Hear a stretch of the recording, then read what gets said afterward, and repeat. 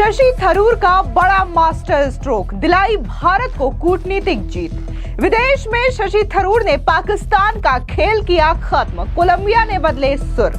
Colombia ने पाकिस्तान प्रेम पर लिया यू टर्न, देगा भारत का साथ।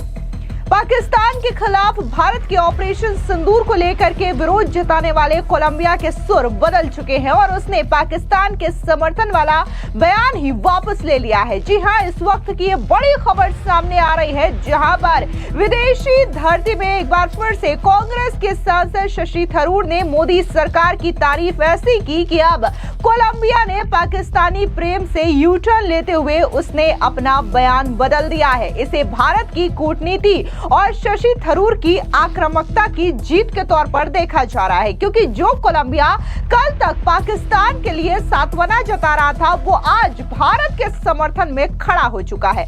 दरअसल ऑल पार्टी डेलीगेशन का नेतृत्व करने वाले कांग्रेस के सांसद शशि थरूर ने कोलंबिया के संवेदना वाले बयान पर निराशा जाहिर की।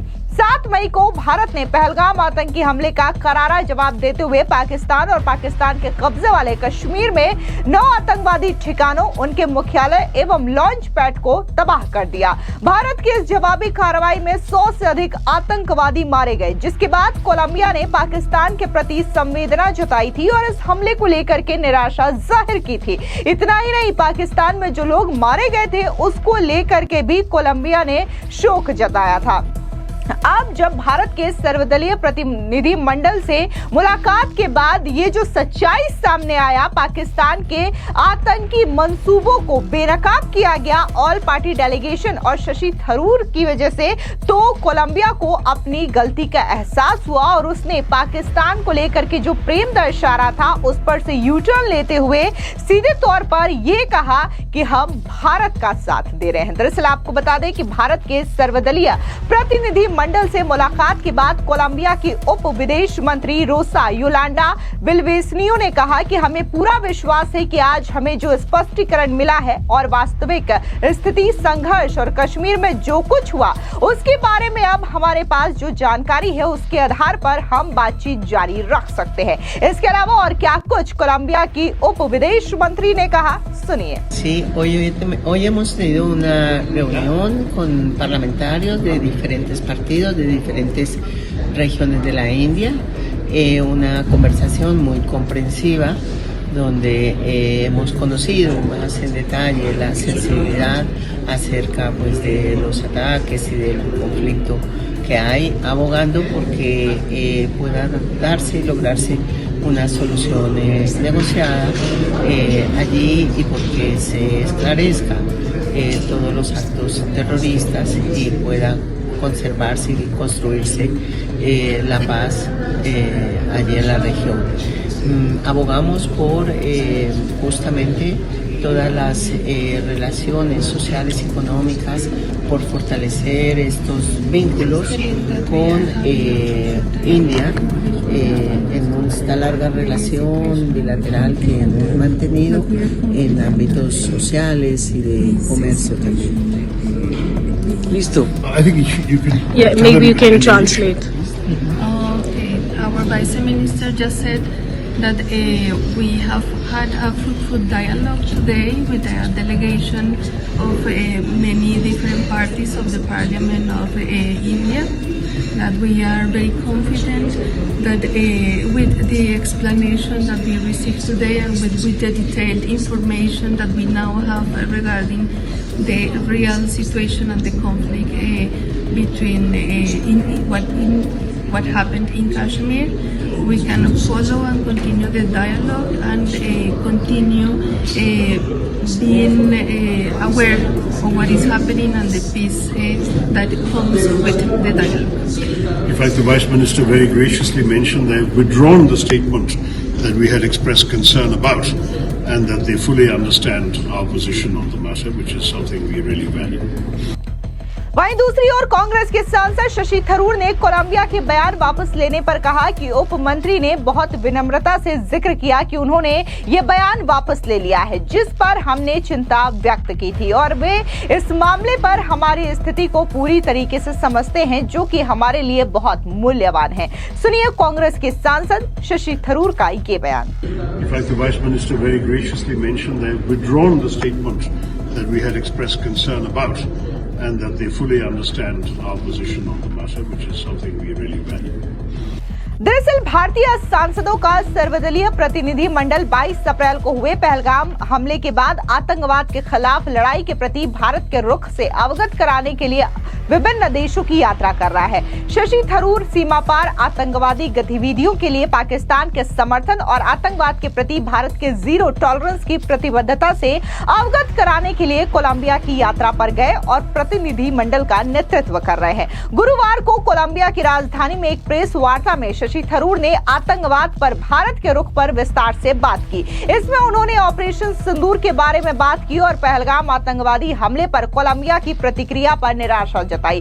प्रतिनिधि मंडल में शामिल बीजेपी के सांसद तेजस्वी सूर्या ने कहा कि थरूर ने आतंकवाद पर भारत के रुख को दोहराया और कोलंबिया की प्रतिक्रिया पर निराशा व्यक्त की है, जिससे भारत में आतंकवाद के पीड़ितों के प्रति सहानुभूति व्यक्त करने के बजाय पाकिस्तान में हुई जान माल की हानि पर संवेदना व्यक्त की गई थी।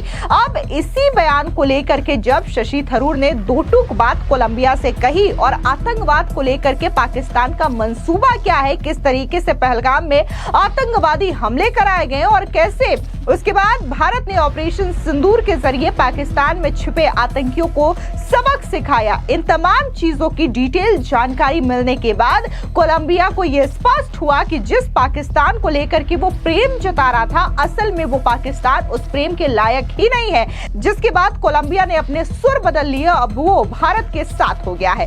इसको लेकर के और क्या कुछ शशि थरूर ने कहा, सुनिए उनका ये बयान। Our delegation has had a very busy and productive day today here in Bogota, the capital of Colombia. We met with the Foreign Ministry. The Senior Vice Minister received us. We had some good news that they have withdrawn their statement that had disappointed us earlier and will issue a statement of strong support for our position and understanding for our position. We had a similarly successful conversation with the President of the Chamber of Representatives, the equivalent to the Speaker of the Lok Sabha, and the President of the Second Commission, as they call it, which is more or less like the Parliamentary Standing Committee on External Affairs. We met them both. And there again, very good discussion, strong support expressed after those meetings. From there, we had a